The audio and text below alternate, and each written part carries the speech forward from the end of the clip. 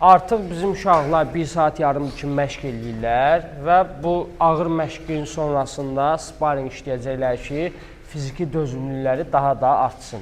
Sparringimiz 1 raund olacaq. Niyə? Çünki 1 saat yarım artıq uşaqlar məşq eləyirlər, yetəri qədər yorulublar, enerji sərf eləyiblər. Sadəcə dözümlülüyümüzü artırmaq üçün 1 raund bizə lazımdır.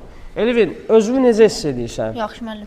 Məşq səni biraz yormuş ola bilər, Bəli. yorulmusan, amma gücün qalıb bəs sən sparring işləməyə.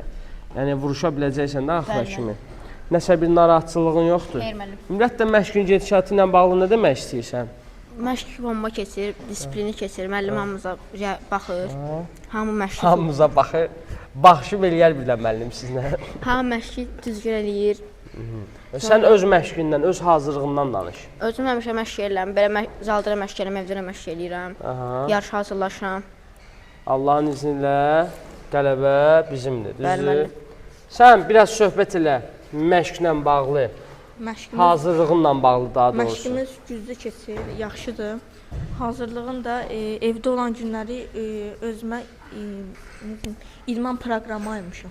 Aha, o Yəni- proqramı hardan tapmısan? Mənim Özüm. keçdiyim məşqlərdən nəticə çıxardıb qurursan o proqramı, yoxsa özündən öz başına işləyirsən? Eləyirəm. Nə? Hansı? Məsələn, evdə jükutum var. Aha. Asıram turnikdən turnikə, belə gedirəm. Gedirəm bir qabağa, bir arxaya. Aha, başa düşdüm. Ona- Fiziki məşq edirsən. Həmin gündə 200-dən qol arxası işləyirəm. Ay, sağ ol. Bunu- Bəs şkola işləmirsən sən? Kola da işləyirik. Kola yox, şkola. Nə? Yox, Fanta. Hə, başa düşdüm. Onda gəlin belə eləyək.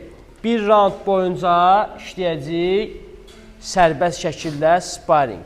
Bütün gücümüzü qoyuruq ortaya, cəmi 3 dəqiqədir. Yaxşımı? Hazırsan? Bəli. Hazırsan? Bəli, müəllim. Ringə uşaqlar, getdik.